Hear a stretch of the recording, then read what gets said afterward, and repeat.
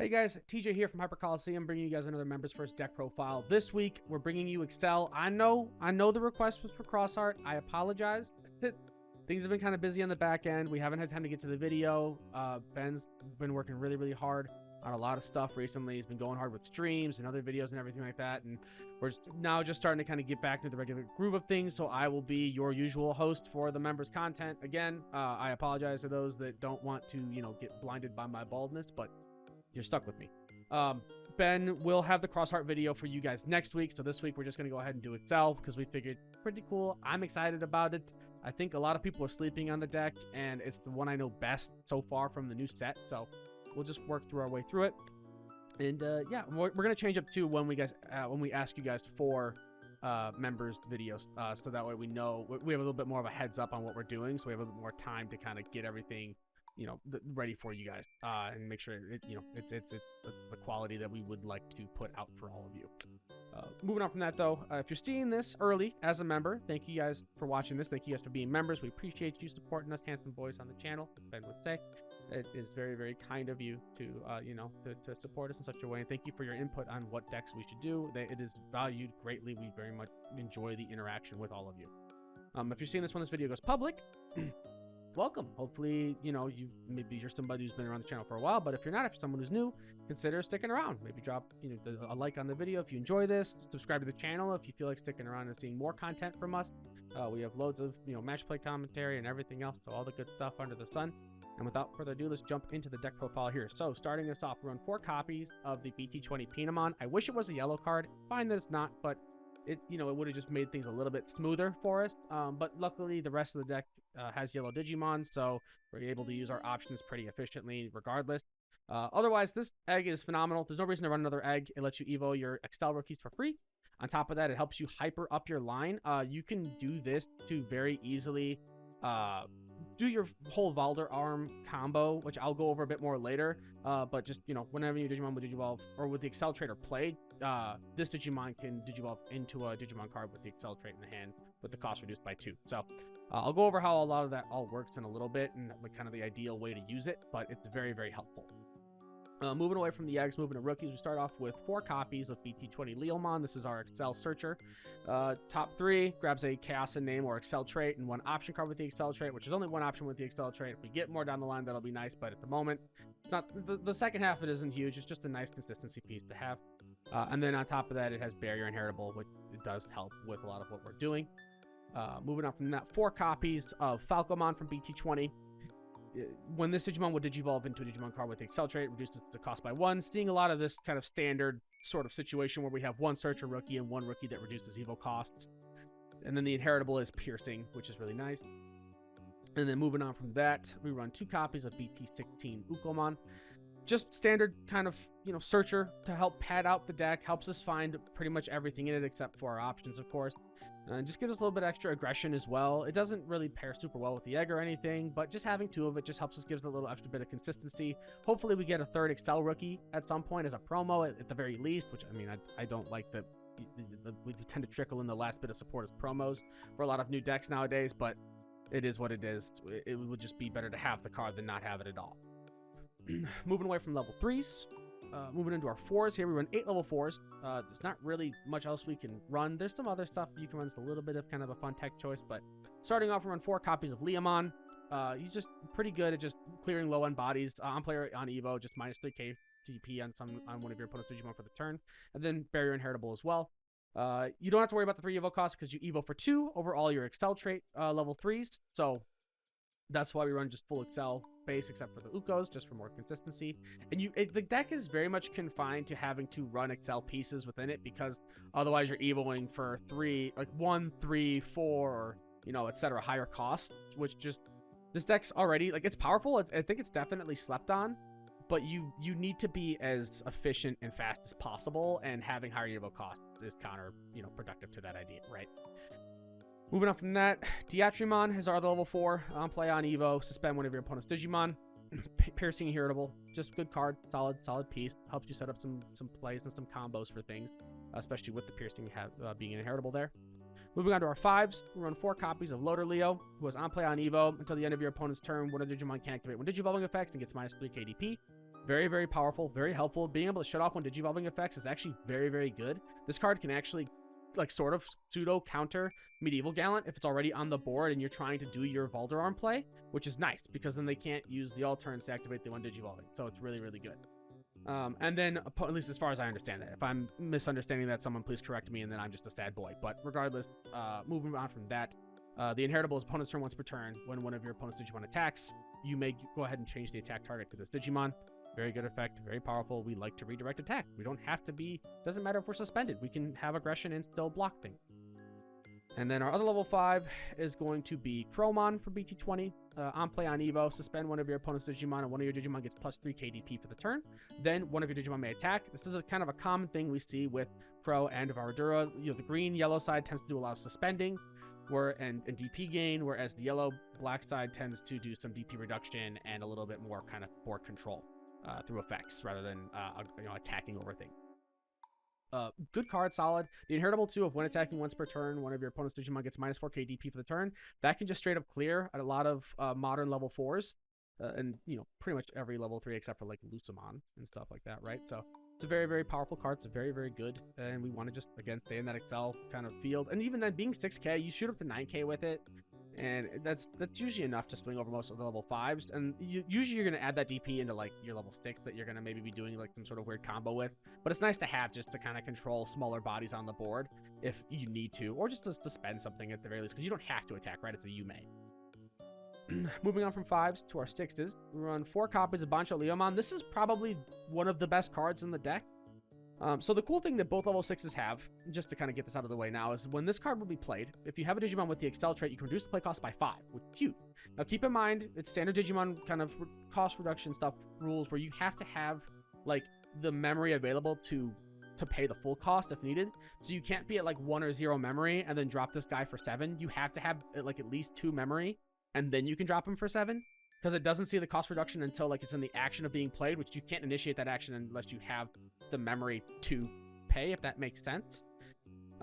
So anyways, on play on Evo, it digivolves 2, which is really, really good. You already put people's level 6s down to a 4 unless they're running X anybody stuff in their deck, right? And then, which I mean, there's a lot of modern decks, so it's a bit of a struggle, but still good. And then one of the Digimon gets minus 5 KDP until the end of their turn, which is good. That DP reduction lasts, sorry, the brain stutter. The DP reduction lasts until the end of your opponent's turn, right? So that's going to stick all the way through until their turn ends, following your play on your turn. And you don't have to de-digivolve and DP reduce the same thing. You can choose separate targets. So you can de-digivolve something and then DP reduce something else, maybe like a rookie or a 4 on the board and pop it, right? Which is nice. That's cool. And then end of your turn, and the Varaduramon has this effect as well. This Digimon and any of your other Digimon may DNA Digivolve into a Digimon card with Chaosmon in its name in the hand, and then the DNA Digivolved Digimon may attack. This effect was already really good, being just giving you the end of turn to let you DNA. A lot of other modern DNA strategies that we've been getting have been kind of straying away from that because they've been usually in the form of like an ace, like a burst or a blast DNA or something like that, right? Where they don't want you to have that immediate powerful like blast effect. Like on your turn, they want you to kind of have to play into the whole kind of does he have the ace or not the dance that you do with your opponent. But being able to just DNA into a Chaosmon and then attack is like the whole just tack on to be able to attack with it is huge because it basically just gives you like pseudo blitz, right? In a sense. And then in the inherited effect is opponent's turn once per turn. When one of your opponent's Digimon attacks, you may change the attack target to this Digimon. So you can have 2 redirects in the same stack thanks to Loader Leo and Bancho Leo's inheritables. And then rounding our level 6 lineup, we run 4 copies of Varaduramon. On play on Evo, suspend all of your opponent's Digimon, really good. And one of your Digimon gets plus 3 KDP for the turn, and then one of your Digimon may attack. So you can use this to kind of get a little bit more of aggression out and swing with it initially, and then still do the end of turn effect, which is the same DNA effect. So you can potentially like do your whole kind of play, right? To better explain how this kind of all works. So one of the most common combos you will do is you will push up a level 4 and Evo into a 5, or you'll have a 5 in the back if you were just building in the back. What you'll typically want to do is push up your 5 or just have a 5 on the board, have enough memory to drop one of your 6s. So you'll go ahead and drop your Bancho Leo or Varadura. Let's say Bancho Leo, for example, in this case, which I think is probably the more ideal way of doing it, is dropping Bancho Leo. Both your Pinamon inheritable and your Bancho Leo effect will activate, right? The on play and your turn effect. You will probably ideally do the on-play effect of the Bancho Leo first to de-digivolve 2 something and then minus 5 KDP on it. And then you can use Pinamon to go ahead and evo with the cost reduced by 2 into Varaduramon over that 5 you pushed up before for a cost of 1, which is really good. And then on evo, you can do the whole suspend plus 3k and then swing into something if you want to. And then you can end of turn effect to DNA into Chaosmon Valderarm or just regular Chaosmon, or if you're feeling spicy, Ultimate Chaosmon. That's another option too. I'm not running it in this deck because it's good, but to get like full value out of it, you need it takes a little bit more of a different kind of like setup for it. So I'm not really bothering. Valderarm is just kind of like phenomenal on its own, especially in the current meta with what we're going into. But so you'll go into Valderarm, you'll be able to go ahead and do your one digivolving effect and everything, and then you can attack, which is pretty good. It's pretty solid. So you can evo into it, you know, for each of this Digimon's level 6 Digivolution cards, suspend one of your opponent's Digimon or Tamers and gain 1 memory. And then none of the Digimon or Tamers can activate on play effects or unsuspend until the end of the turn. Spoiler alert, we're on the level 7s now. I should have probably talked into that in the middle of explaining the combo, but that's the ideal combo you want to see. And then moving into our level 7s, you can then go into Valderarm, do his one Digivolving effect, which the fact that you can shut down Digimon and Tamers on play effects and keep them from unsuspending until the end of the turn is huge, right? You turn off Royal Knights, you turn off Demon Lords in a lot of ways. Obviously, if they have, you know, a stack in the back and they can push up and evo and do things to you, that's a bit tough, but at least you're protected from like a lot of just like hard slam, like big scary, you know, Mega Zoo deck stuff, or like certain aces getting slammed down, stuff like that, right? And on top of that too, like it's got partition, so even if you do get cleared, outside of like, you know, de-digivolve being a bit annoying, you're able to spit out both the Varaduramon and the Bancho Leomon and get their on plays again, which is crazy. You won't be able to attack with Varadura because you just played it, but you know, you have that whole kind of setup going there to at least de-digivolve, suspend stuff, minus 5 KDP, etc., right? And Sec +1 is just good aggression for the deck in general. So it's a very, very powerful boss monster. I love this card. It's phenomenal. And then to round out level 7 lineup, sorry, I know we kind of roller coastered our way into that, but move on to level 7 lineup with our, just kind of rounding it out, just one copy of the BT16 Chaosmon. Barrier, blocker, partition for the same card, so you can spit out the Varadura and Bancho Leo again, and you can evo into it off of their effects as well because it's a Chaosmon. It's a good just sort of like sticky body to help block things, and then on top of that it has one Digivolve 3, which you can obviously do 1, 2, 3 because it's all in one little block there.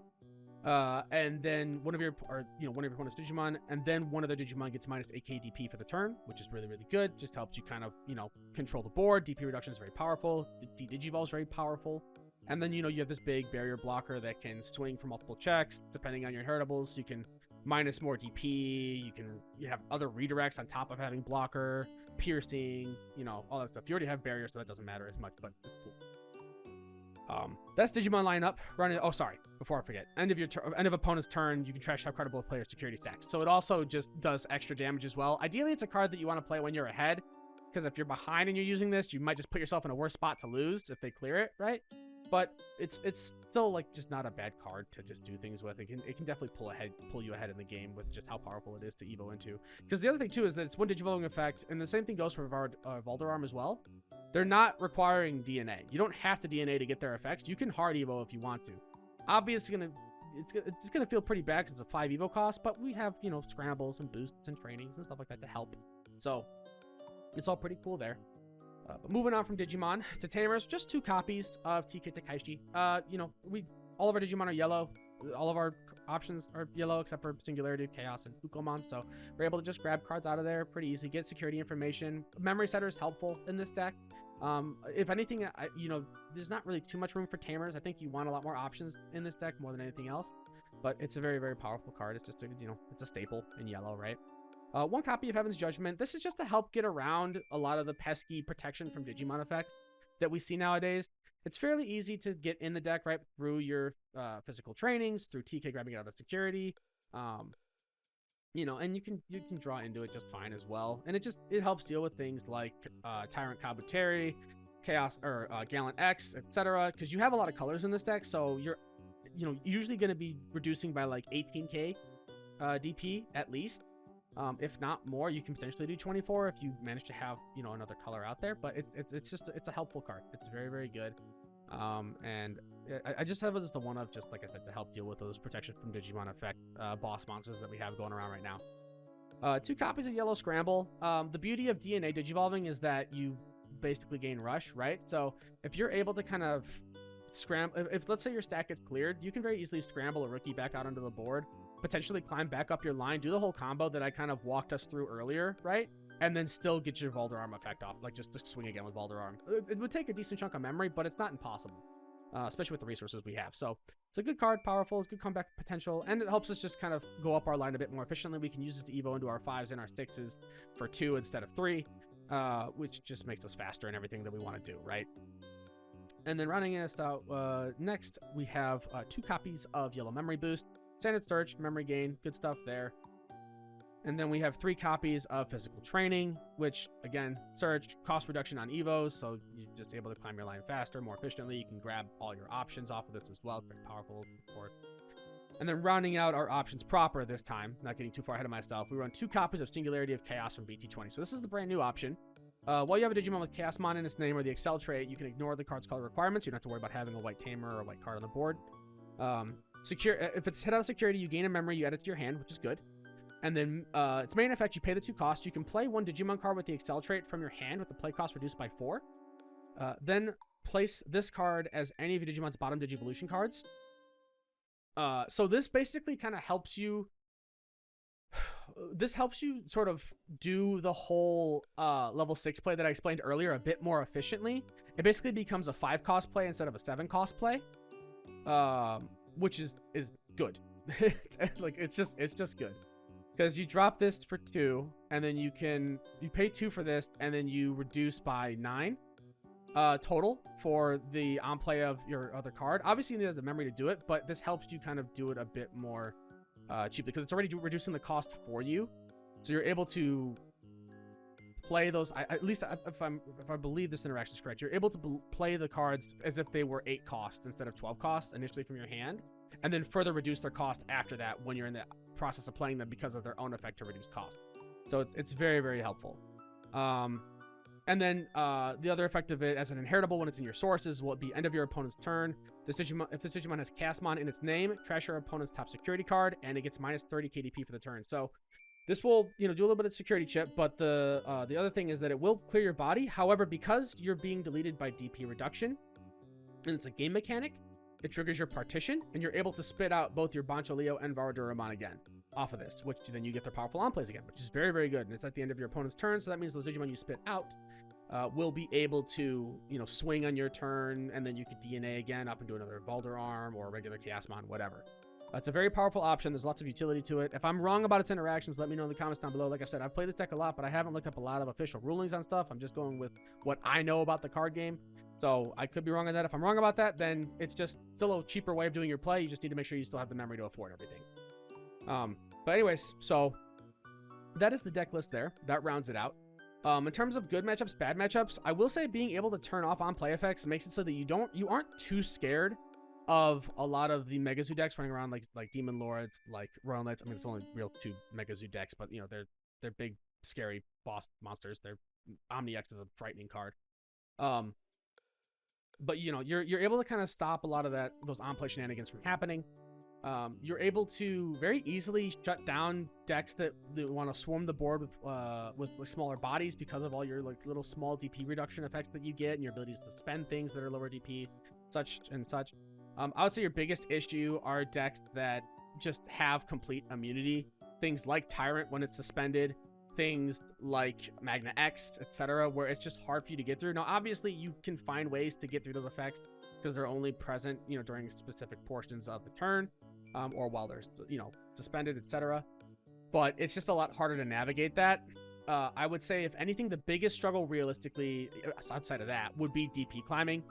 If you're against a deck that just constantly sits higher than you and is immune to effects, or you're trying to swing into something like Royal Knights, for example, potentially, where they just have a lot of 16k, 15k bodies in security, it can be scary because you don't want to keep triggering barrier. You don't really have a means of recovering in this deck, right? So you're kind of just stuck with the resources you have, and you need to hope that you can just go faster than them and control their board better. But that being said, you're very powerful. You're very explosive. So you have pretty good matchup against a decent chunk of the meta right now, I think. It's just a bit more kind of nuanced to play it out. And I think just a lot of people aren't playing the deck because people see like shiny things like Red Purple Imperial or Royal Knights, like I aforementioned. Gallant's new pieces as well. Sakuyamon's actually pretty good right now. There's a lot of cool decks out there, and Chaosmon's always kind of been like, I love him, but I'm aware that he's not like the biggest fan favorite. So I think that this deck definitely might pick up some more steam. I'm interested to see if we get more ACCEL support. I hope we do, but otherwise the deck I think is pretty good. I think it's pretty fun. It's pretty cool. But that's gonna be it for me. Hopefully you guys enjoyed this profile. If you have any ideas, any comments, any thoughts on what I could do to maybe improve it, or maybe what you would do instead, any ideas, let me know in the comment section down below. I'd love to hear it. And without further ado, I think that'll about do it. So we'll catch you guys on that flippy flip. Bye-bye.